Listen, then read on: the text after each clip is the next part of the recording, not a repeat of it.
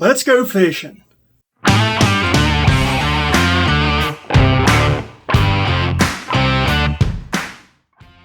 Welcome back to the channel. So my wife, she was away with the in-laws.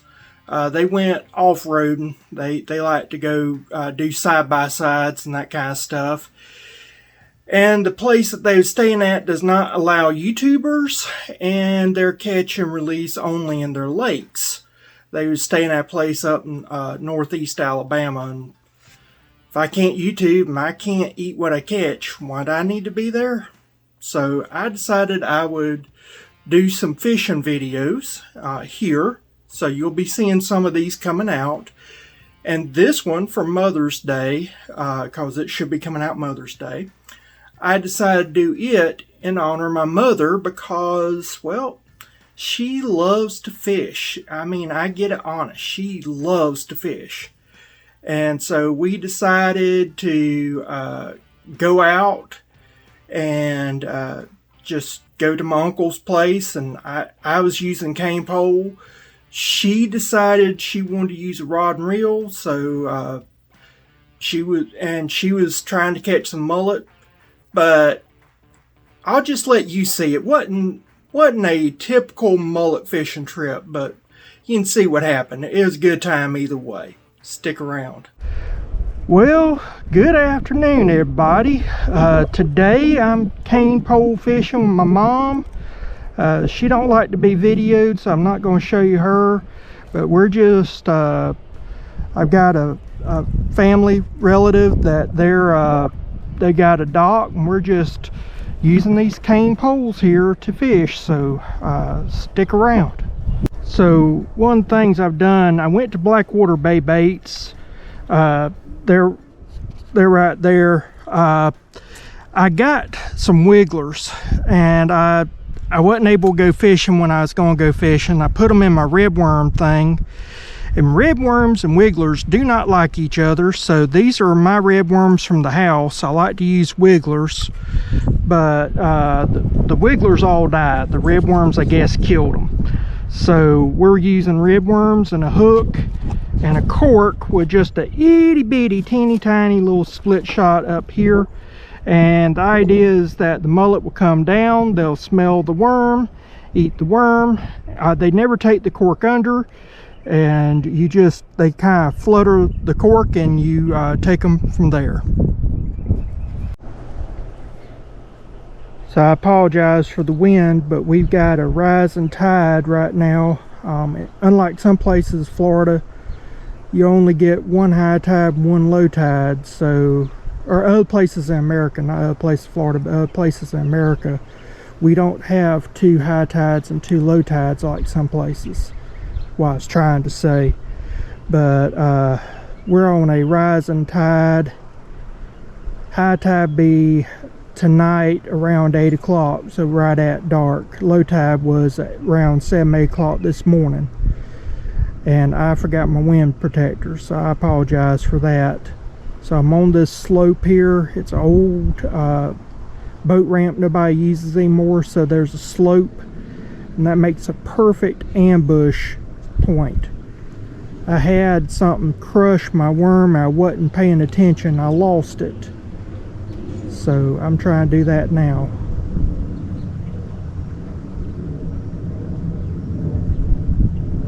Whatever it was, it's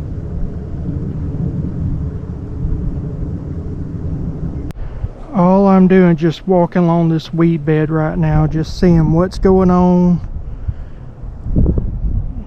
right along this bank here. I'm using polarized glasses. I am not seeing anything right now, but that doesn't mean anything. They're good at camouflage. Ambush predators are good at ambushing. That's the reason why they're called ambush predators. They could be hiding. Alright, we're going to a different side. This is the one that's commonly used for boat launching. I've used this boat launch here, so see if there's anything along the lines here.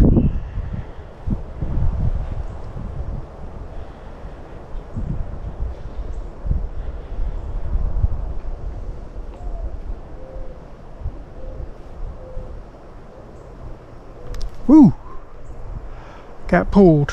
Alright, got a needlefish over there. I'm going to try to put this back over here where I was. See what happens.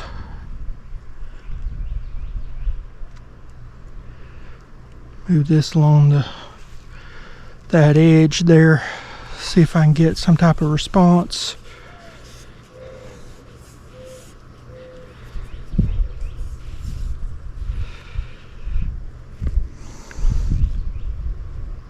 There's tons of little fry, look like little bass fry in the shallows. So I'm thinking that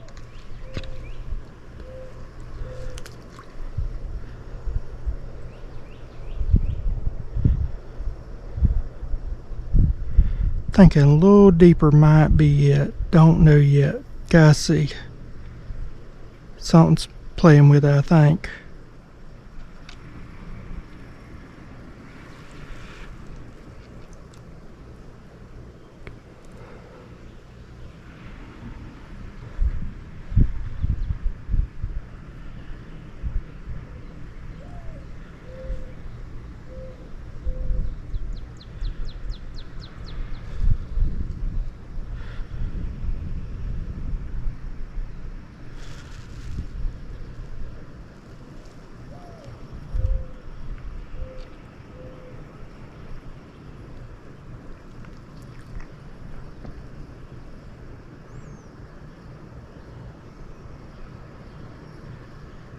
There's a needlefish again. Looks like mullets trying to jump around here. They're coming in.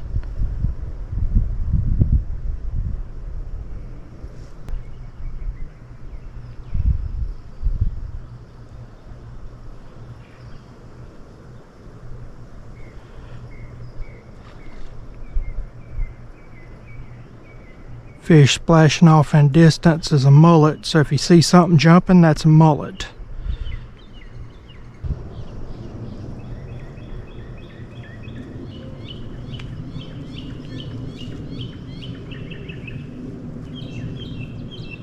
Oh, they took my worm. Well, that's good.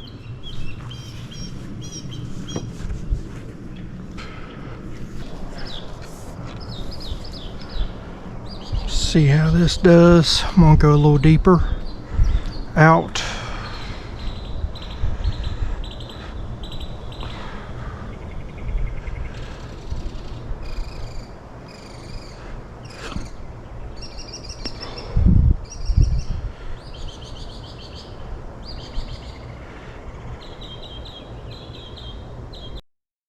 So GoPro has this problem when it starts getting hot, it starts malfunctioning, and for whatever reason this went into fast forward mode, so that's what happened with this clip here.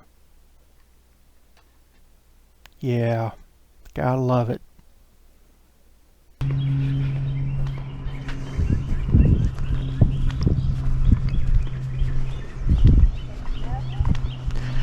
Nope, got a spot.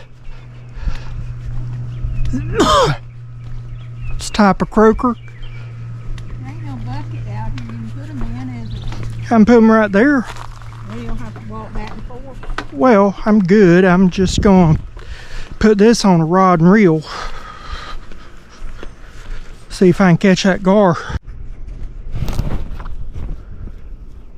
Alright, I tossed it out. I thought I was recording, but I wasn't. But I tossed out the fish. It's in the same family as a redfish or a drum or anything like that. I've got my rod right here, and if something takes it, I've got it on a light drag. Something, it's moving, but I don't think it's a fish eating it. I think it's it just being alive and lively. But I'll come back if something happens. I'm going to catch me a shell cracker. Alright, another little shell cracker right here. Good eater. So red ear sunfish, what we call shell cracker, they feed mostly on the bottom. And so what you do is you have to have your worm on the bottom, and they're used to eating shells, and they'll take them in their mouth and crack them up. get all the goodies out and then spit it out, the shells. And so that's the reason why we call them shell crackers. So that's how you have to catch them, is you have to get to the bottom. If you own a pond, I know a lot of people say, oh, bluegill keep down the mollusk population and all that. Not really true. You need shell crackers in your pond, otherwise you can actually get all kind of parasites and stuff. So they're a vital part of the ecosystem. They're not just good table fare, but they serve a vital function of keeping down the parasites, bait, and the mollusks that have parasites in them. It's not the mollusks themselves that are parasitic, it's what they carry with them. And those shell crackers do a wonderful job of taking care of that. This is not what I wanted. This is not good. That is a huge bass right there. That is a huge bass, folks. Huge. Not even interested. Not even interested.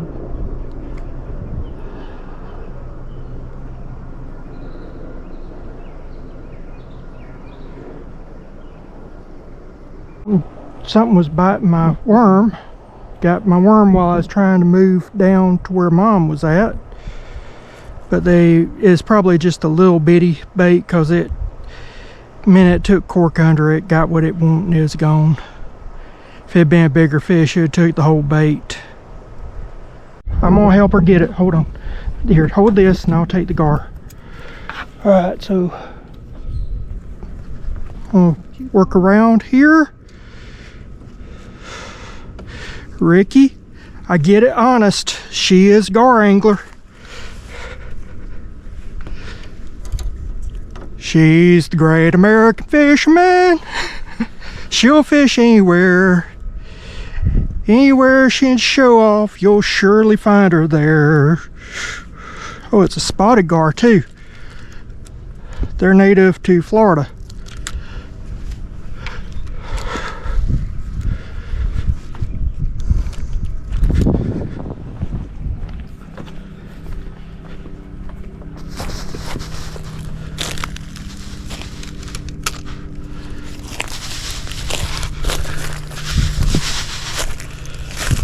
Don't want to do this, but I got to.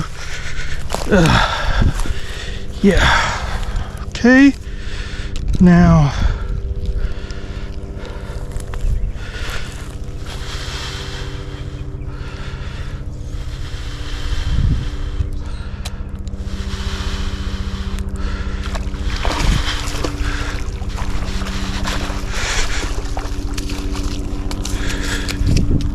There we go, folks. We got gar. Ricky, I got you a knife sheath. Oops, oops, oops. Gotta be careful.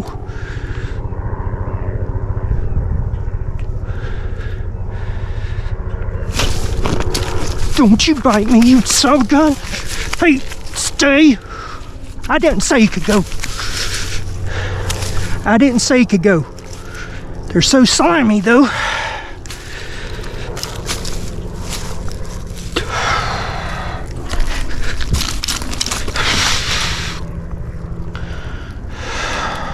There we go. That's what we're after, folks.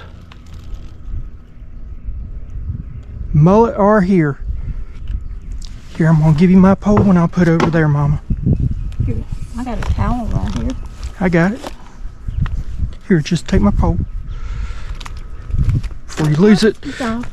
Just take my pole, Mama, please. I got it. Okay, I don't need that. It's hooked to mine. Oh, it is? Okay, good. Okay, we're good. We call a little bluegill. You gonna feed him? Nah. You got a knife. Yeah, I got a bite. Oop. Well, shoot. Thing with mullet is they don't actually take the cork under. They just kind of flutter the cork. So you never know if it's a small little trash fish or if it's a mullet. Folks, something just took my cork with my fish on it. I know that fish was dead, so I'm going to go ahead and give that to Mom.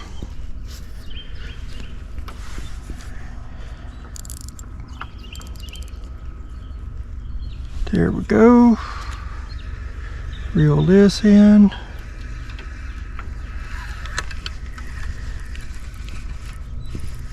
Let's see what we got here. Hoping it ain't what I think it is. Oop! Just came off. Nah. I got a good one. Mom caught a pinfish.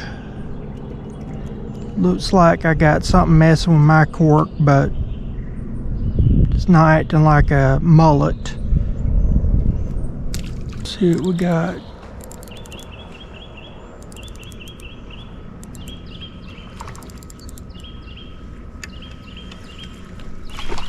There we go. We're on. Oops, it came off. Okay, so I just saw a gar take my cork under. There's another gar over there as well.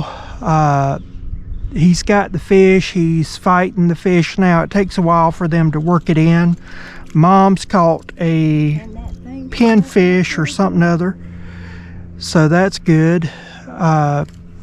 It's going to take just a little bit, but we'll get him in just a minute. Mom just caught a big bluegill, so I'm going to, it ate the hook, so we're going to take the hook out by putting it right here and do this. There you go. There's a gar right there that's swimming around. He's about as big as one Mama caught earlier. Okay, folks, the cork has just been taken under, so we're going to see what's happening. I'll give it as much time as possible. You take it under? Yep.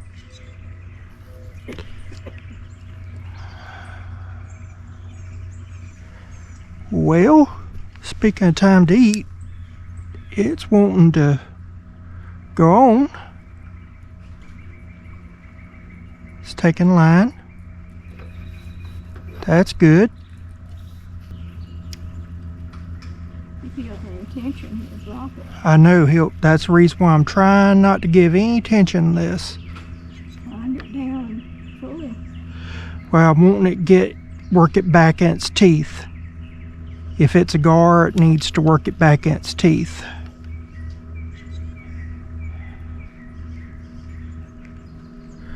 Letting it feed.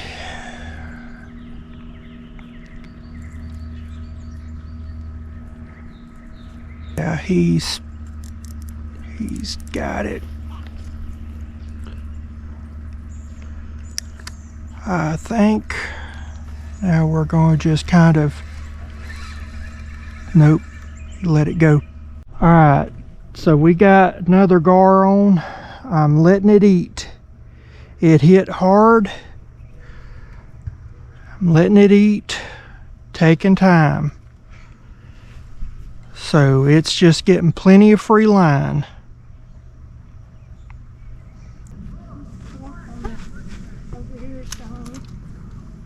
Okay.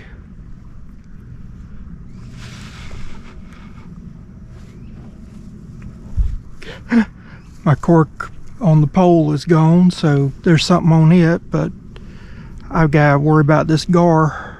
They've got to work it back so that when they hit it, you got the mouth here and they're slowly working it back in their mouth. That's the reason why polyester rope, nylon rope works real well. All right.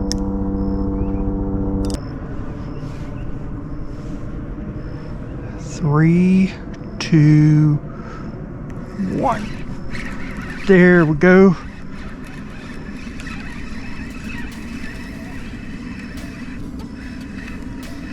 There you go.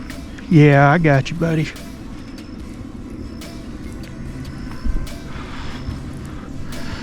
You're here. You're caught. You just don't know it yet, but you're caught.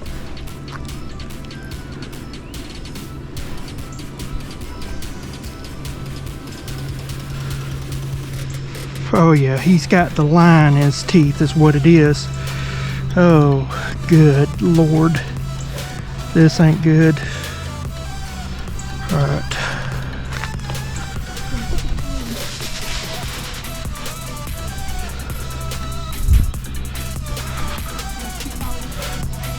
I see it.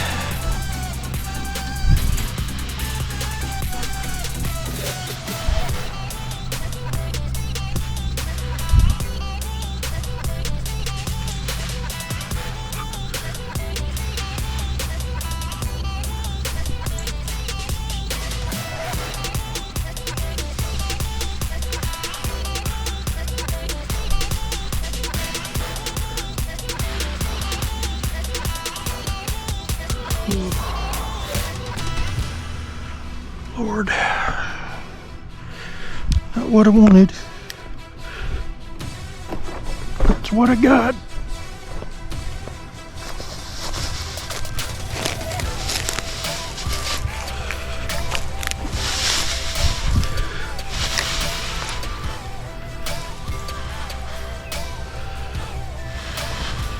Okay, run him up on the bank.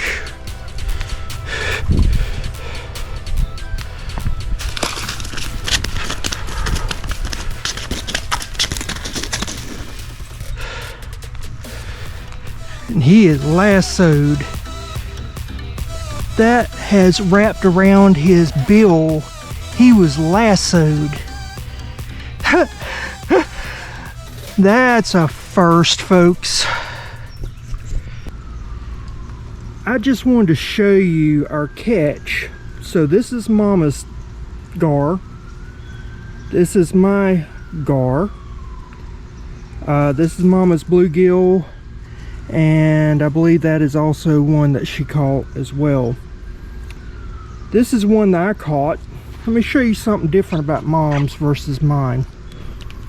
So this right here, that hook is just barely in. But if you'll look, you'll see that there's a cloth. And this is a old Florida technique. You take a piece of rag and wrap it around your hook and then put your dough in there, and that keeps the scent on the hook longer, and then that allows you to hook the mullet. So we actually, or she caught a mullet. Now inside a mullet's mouth, it's very hard. There's no, everything about the mouth is soft. This is all bone inside. So what you do is you're just barely catching a lip here and pulling it in. And so you use a teeny tiny hook like this to catch the mullet. And that's what she caught her gar on. This is mine. Notice I had a bigger hook because I had a bigger bait. He did not have the bait in his mouth. What happened was he got this wrapped around his teeth. They have super, super sharp teeth. I'm trying to open it up for you real quick, but yeah, those teeth are just massive. And they live a long time. They'll slide that head around, they'll bite, and it's just tons and tons of teeth. And he got them teeth wrapped up in that line, and so basically he was lassoed, and that's the reason why I was able to get him in. I'm gonna take my line out, but that's what he did to my line. There's my hook back. I'm gonna give Mama back her hook as a souvenir. And so I've got my rig back. Due to these big, giant, massive teeth, and I'm sorry for any sounds you hear in the background, they're doing some construction, neighbors are. But you can take polyester string or nylon string, and they'll get that wrapped up in these teeth, because they got teeth after teeth after teeth. Multiple rows, some of them are just teeny tiny like little needles. So there's a back row here it's just like needles, and it's like Velcro almost, and so it gets wrapped up in there, and you can catch them that way. You don't need a hook. This is one of the few fish you do not need a hook to catch. You just use a piece of rope. The mullet is something that a lot of non-Floridians do not like. Now I've heard that if you go to Texas, mullet are inedible. And people from Florida have went to Texas, and people said in Texas, oh, it's inedible. They actually tried their mullet and said it was inedible.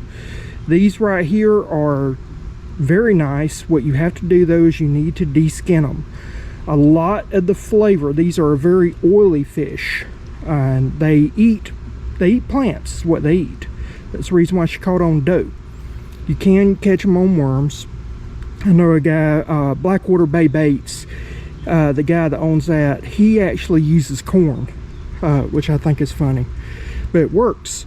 And so anyway, it's very important to Florida's economy, and historically this is a very important fish. When I was growing up, you could go and get butterflied smoked fish, and that used to be a heavy export for Florida, was the smoked mullet. They normally used whatever was the indigenous wood of the area, but I have heard of old timers originally using wax myrtle. I've never smoked a mullet using wax myrtle, so if you want to see that video, I'll go back out with Mom and we'll go mullet fishing, and I'll try to catch some and we'll smoke them using wax myrtle.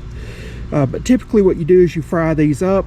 I like to soak them in salt water after I've taken the skin off and I've taken the red meat off of it. And like I said, this was a very important aspect of Florida economies all throughout Florida. You know, you think of the 67 counties, a good third of them had a mullet driven economy at one point in time. In fact, there is one county in the state of Florida that there was a net ban back when I was a child, and this net ban hurt the mullet industry. So the county commissioners of that county, they actually said, they made a decree that mullets have a gizzard, and since only birds have a gizzard, then it's a bird and excluded from the net ban.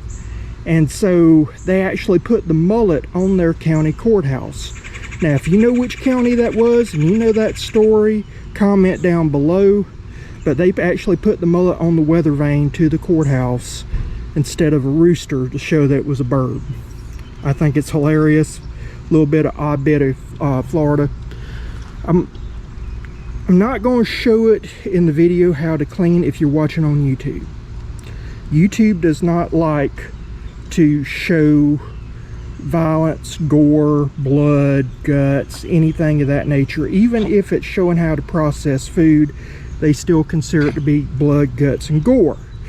So I will not show how to do this, but technically what I'm going to do is try a new technique some guy had taught me. He said they do it down in Central Florida. I've never tried it, but after you scale these, you score along here and pull this out with pliers. Same here, and then you cut that off, and then you have a bare presentation for a whole brim. Now these right here, this part isn't as good as this. This you save. This is what we call the potato chip section. It tastes kind of like a little potato chip. It's crispy. So we'll keep that, take this off, because really only this and this part's barely edible. Normally it's not that great, not as good as this. So I'm going to take this off, do that for the presentation. I'll skin this, I'll fillet it, soak it in salt water. These, they have armor.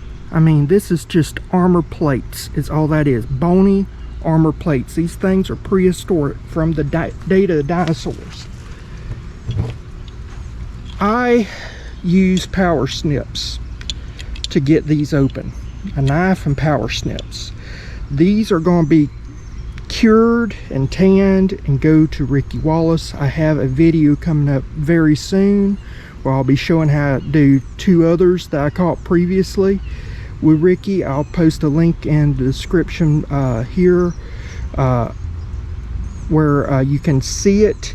That one where Ricky and I caught I caught the gar. We went out fishing for sheephead. I ended up catching gar instead. So I'll show you. I'll do link there. There's a video coming out showing you what I do with the hides. I'll tan these hides and they'll go to Ricky as well. In that video is a video on how to do gar balls. I am not going to show how to do gar balls. I've got something planned, but I need a few more gar to do what I need to do. So I'm going to put these in the freezer, and when I get up enough gar, I'll do a special video on cooking gar in a way that you probably have never seen before. Now, if you're watching on YouTube, this is the end. I'm going to just fry it up. I'm going to put my, I'm going to cook up with some cheese grits, homemade french fries, and my Northwest Florida dill slaw. And if you haven't seen that, you can look in my playlist under fishing, and you can see that, and I'll put a link in the description below for a few of those videos so that you can see that. I apologize for helicopters. We got a lot of military bases, and well, that's the sound of freedom. So you won't see this on YouTube. If you're on Rumble, and I'll put a link to my Rumble channel. If you're on Rumble, Rumble allows you more free speech. And so this video, you'll stop right around here, and you can pick up on Rumble at about the same area and see how I clean these fish if you want to see how I clean these fish.